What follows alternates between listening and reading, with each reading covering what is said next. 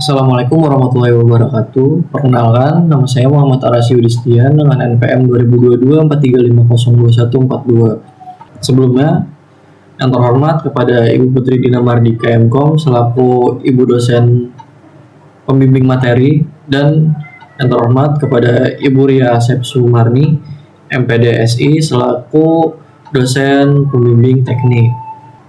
Pada kesempatan kali ini saya akan mendemonstrasikan proyek yang sudah saya kerjakan yang berjudul penerapan algoritma K-means untuk data destinasi wisata di Kota Bekasi dan termasuk data mining clustering. Yang pertama, kita buka websitenya. Dan seperti ini adalah tampilan utama pada websitenya, yaitu dashboard ringkasan.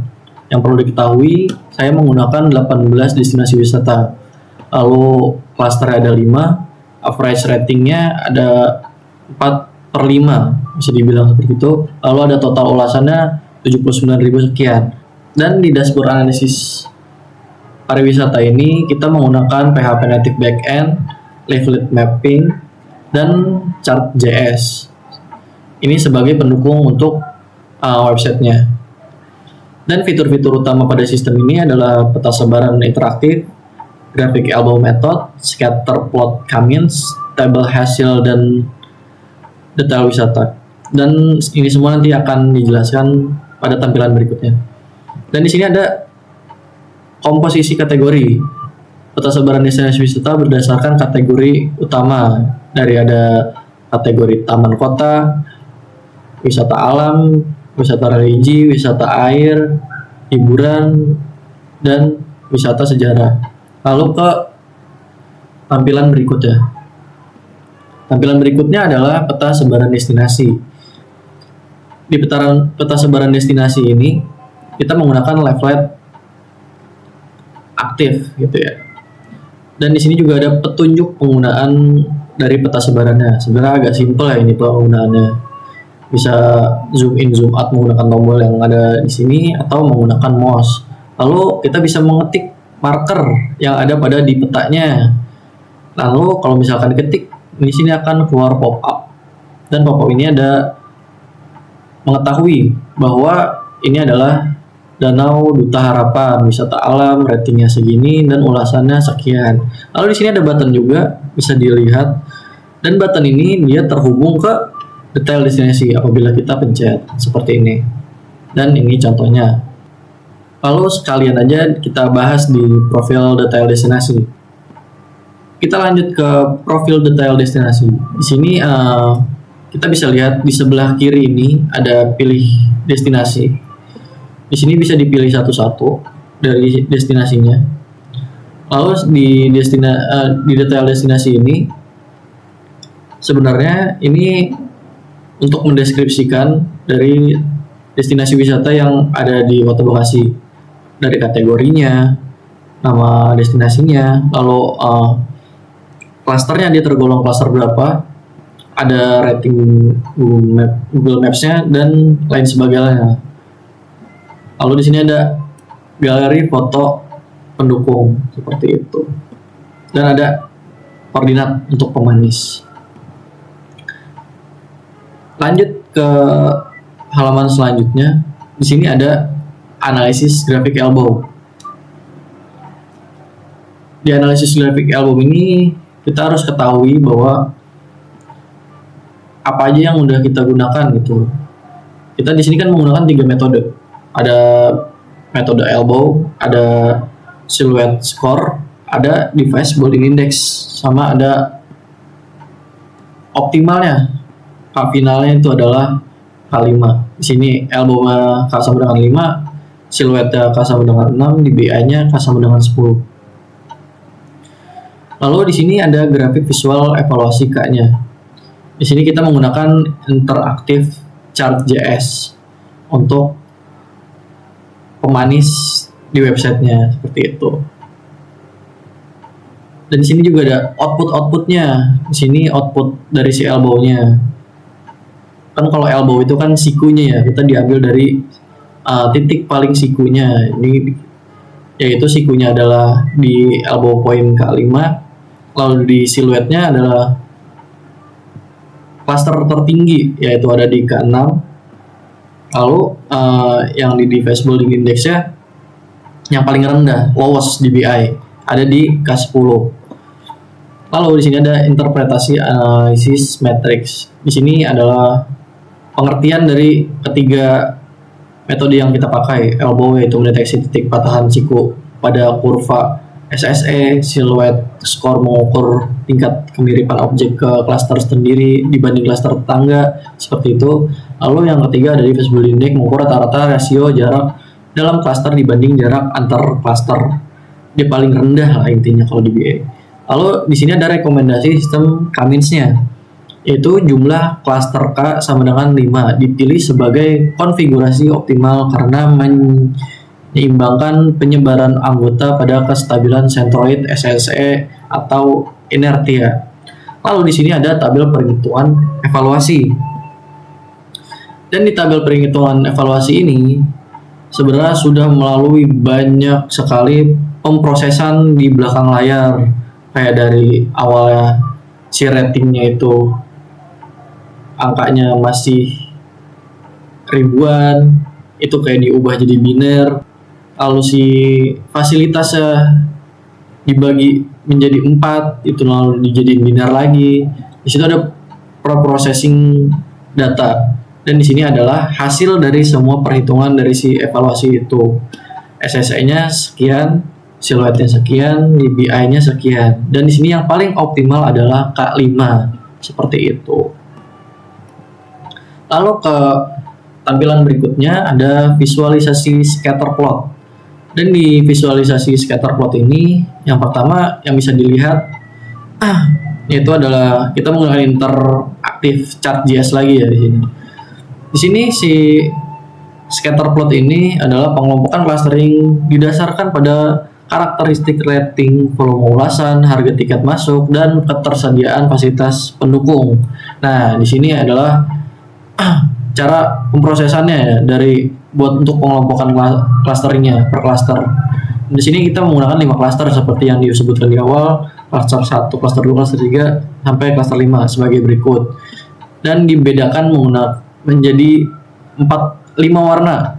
Ada 5 warna yang membedakan antara tingkatan cluster-cluster tersebut. Dan di sini ada selanjutnya ada outputnya dari si perhitungan menggunakan Python. Si scatter plot ini yang membedakan cluster 1 sampai cluster 5. Lalu di sini ada penyebaran cluster. Di sini ada interactive donut.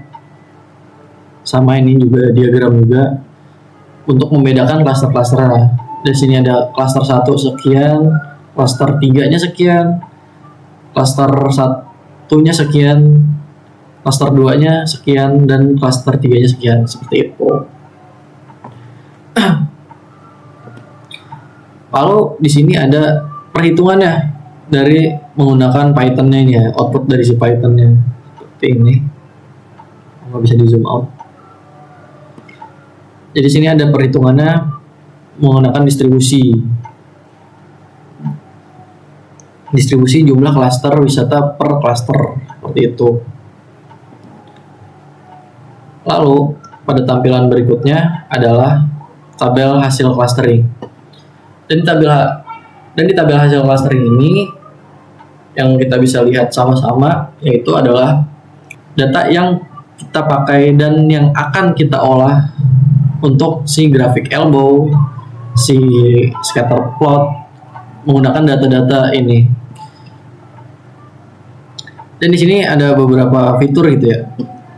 Ada untuk penampilan datanya ada 5 doang seperti itu. Dan di sini juga untuk mencari datanya. Misalkan situ rawa gede. Di sini langsung muncul situ rawa gede, kategorinya apa, ratingnya berapa, ulasannya berapa, harga tiketnya berapa, fasilitasnya ada berapa, lalu dia tergolong ke klaster berapa, seperti itu.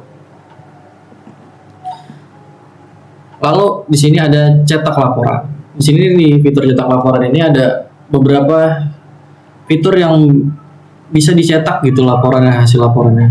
Yang pertama ada peta sebaran nih, peta sebaran bisa dicetak laporannya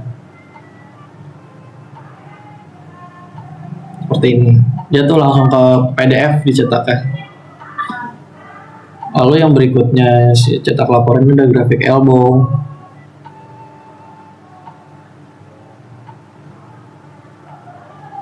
Seperti ini.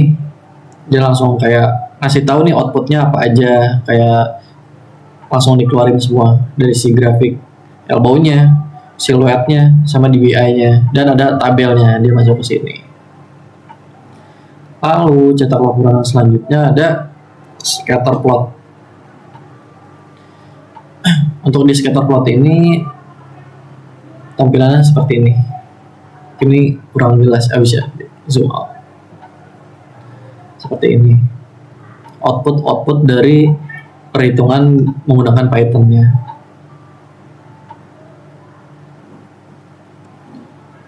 Dan ada berikutnya adalah tabel hasil clustering.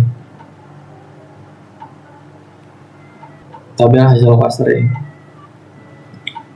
Data yang bisa di print out bagi orang yang membutuhkan, seperti itu.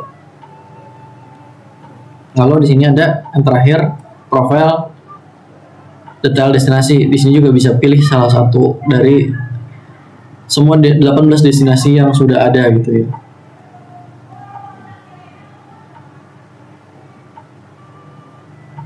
Seperti ini kurang lebih untuk cetak laporannya.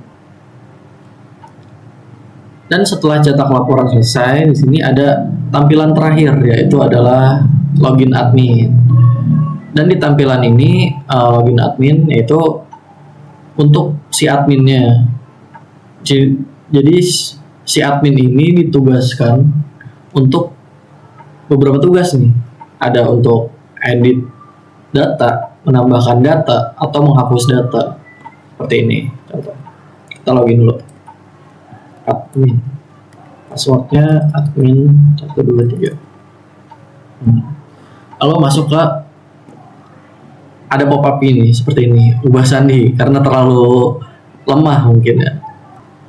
Nah, di tampilan tabel hasil ini tuh ada perbedaan dari yang sebelumnya.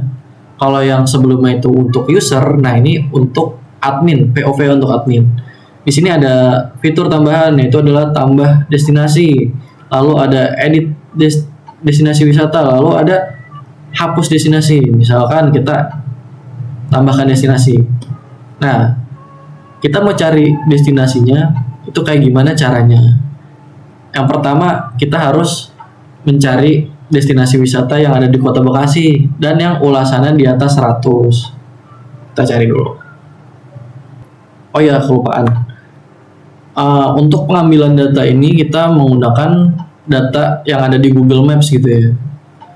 Kita cari, misalkan sudah dapat nih destinasinya seperti ini, kita cari Ohana Waterpark misalkan. Seperti ini. Lalu kita tinggal input namanya Ohana Waterpark. Nama destinasi Waterpark. Wisata air. Dan ini masuk ke klaster berapa nih, nanti kita lihat. Dan ada di rating di Google Map ada berapa nih? 4,2.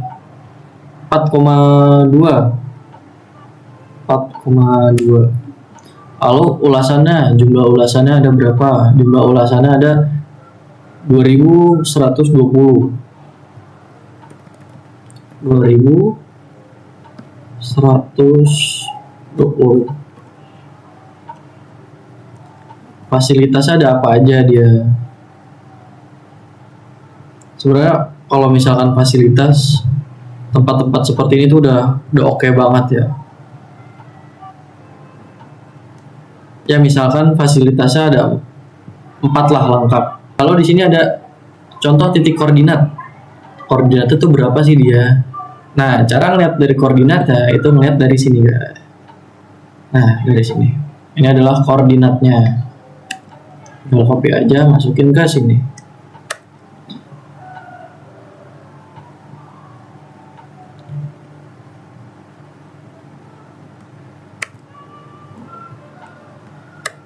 Nah, Kalau sudah masuk ke koordinatnya, misalkan kita mau tambahkan deskripsi apa nih, deskripsinya kita ngambil dari orang, misalkan kalau berenangnya enak tuh, misalkan kayak gitu ya.